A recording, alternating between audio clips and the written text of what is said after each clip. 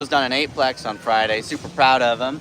But we are going to do a live Whiteboard Wednesday. This will be a short one, and I don't know how many questions we'll be able to get through on here. So we got some recorded questions to go through from the actual channel.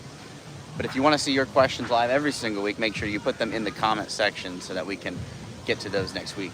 A huge celebration today because, again, they just closed on a 10, and now they closed another 8. They're at 18 units. You guys have one more under contract, don't you? You have another 10 unit. And when does that close, do you think? By the end of the month.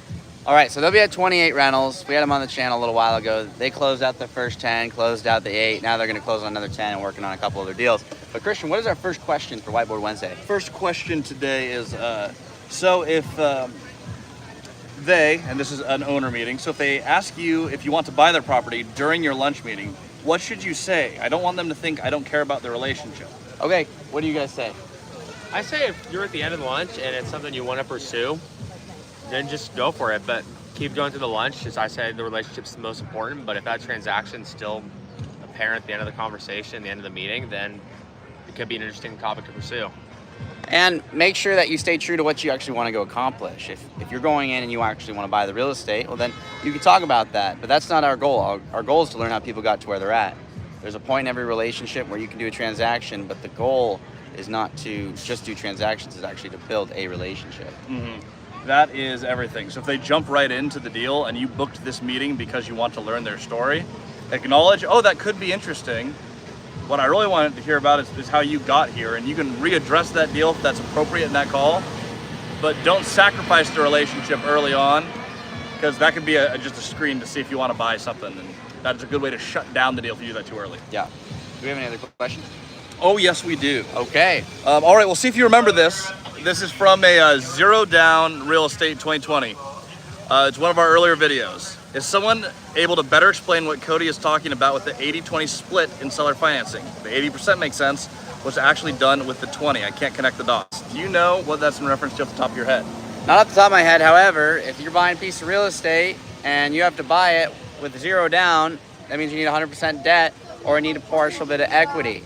So if you got 100% of a purchase price and the seller finances 80%, you need to come up with the other 20, and that 20 refers to the down payment. That could be in the form of debt or equity, meaning it could be a loan that you borrow, or it could be cash that you bring to the table, or bringing a partner on. That's about as simple as it gets. Yep. All right. Oh, this is a good one. This is a really good one. Okay. There's two questions in here. The first one is from Alex Hawk. How come the other guys on YouTube don't make it sound this easy? This is on our recent video with Brandon and myself explaining all the steps to buying real estate. If you guys haven't seen that video yet, I'll do a really quick recap. But once you find the deal, which we cover all over this channel, you have the purchase and sale agreement. We don't do letters of intent. We have a relationship and a conversation beforehand.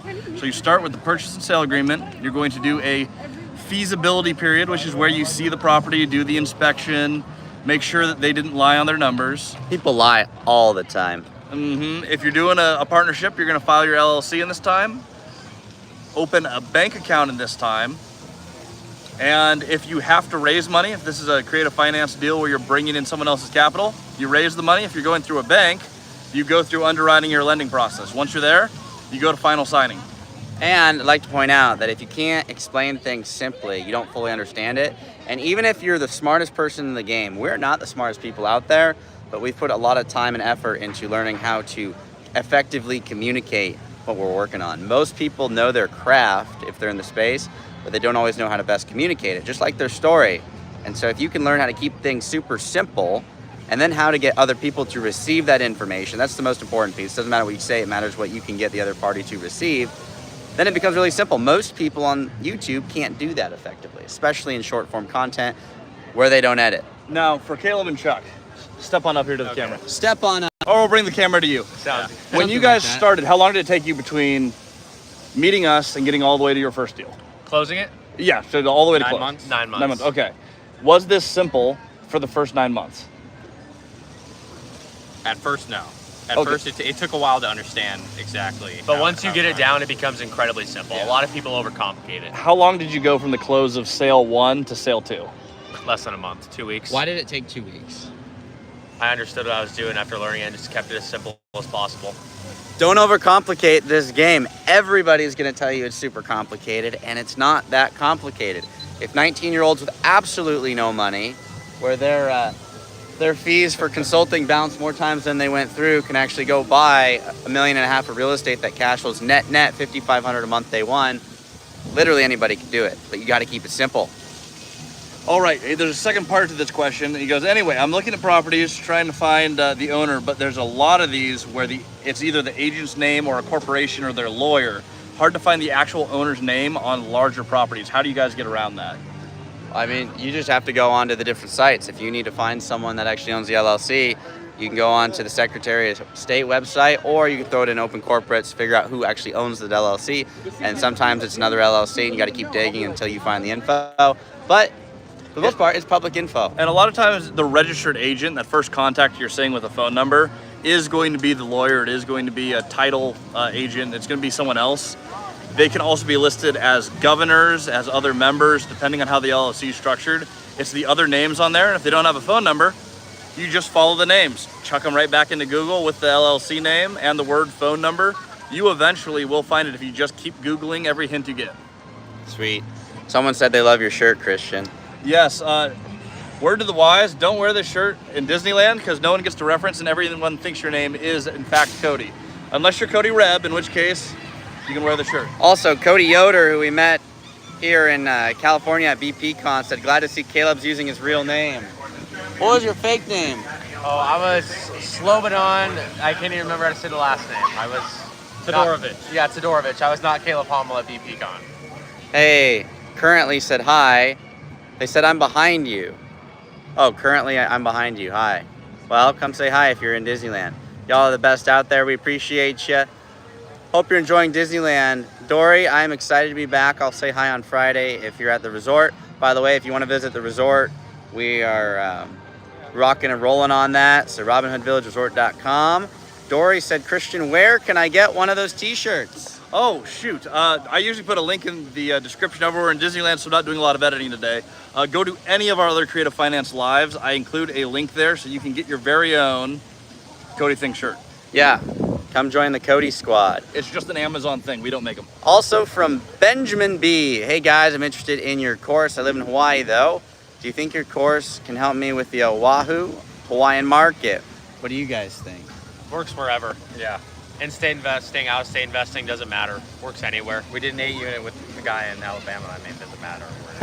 So. Yeah, Alabama, Texas. You guys bought a couple deals in Texas now. Yeah. We did it in Seattle, and most people were like, oh, you can't do it in an expensive market. So we bought in Tequila, which is rather expensive. But this thing's doable anywhere. And apologies if it's super shaky and bad audio because never done it like this before. All right, from Boomflix. I had that meeting with the seller Monday and it went well, but the area is really tough and my chat went away. Magic. And my mentor told me not to touch it. Yeah, I wouldn't buy in a really tough area. It's easy to fix a property, a little less easy to fix a location. Do we have any other questions? I have nothing else in the chat other than we covered this last time, but we have more comments regarding how the heck do you arrive at a negative cap rate? It's not possible. We'll Look, get this one more time. Okay.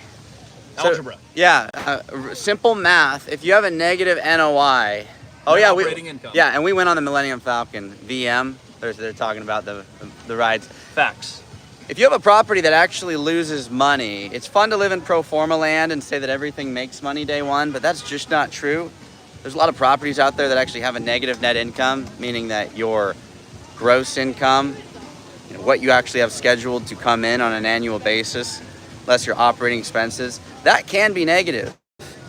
It's fun to live in pro forma land with all the real estate agents, but most of those real estate agents don't own a whole lot of real estate if they're living in the pro forma space. So you got to make sure that you're buying real estate that makes sense today. You can buy negative cap rates. A negative number divided by a positive number is in fact a negative outcome. And some people on the channel keep stating that, and that's not true, but it's like, well, look, it is true, and it's algebra. So make sure you're doing your math right, because negative cash flow sucks. All right, from Simon, find the owner's number on Open Corporates. Keep consistent action by calling and getting those meetings, people. Let's get wealthy, get wealth. Simon, take over the Moses Lake market with me. From GX, Cody, just wondering, to get into consulting, would you recommend me getting your multifamily course too? I happen to be from Texas, also 20 years old, working from construction. Well, before you do that, you should message these guys. 100%.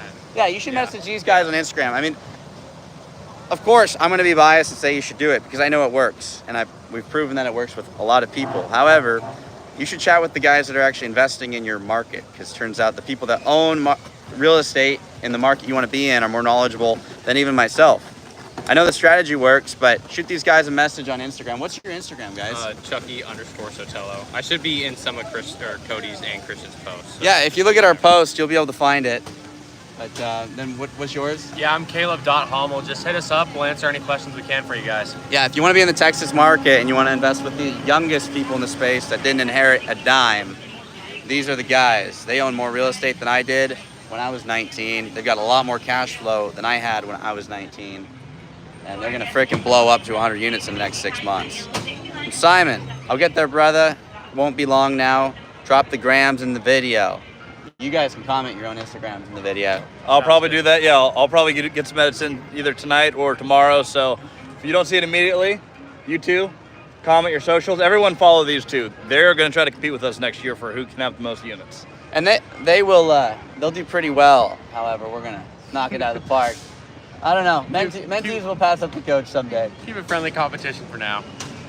Friendly. Alrighty, well that's it for this live. We're gonna go ride some rides and enjoy Disneyland, maybe get a churro. But if you have any questions, we're gonna be back to normal. We're back. I'm gonna be at the resort next week. But make sure to tune in for all the videos. We appreciate you hanging out. And as always, have a phenomenal rest of your week. Have a good one.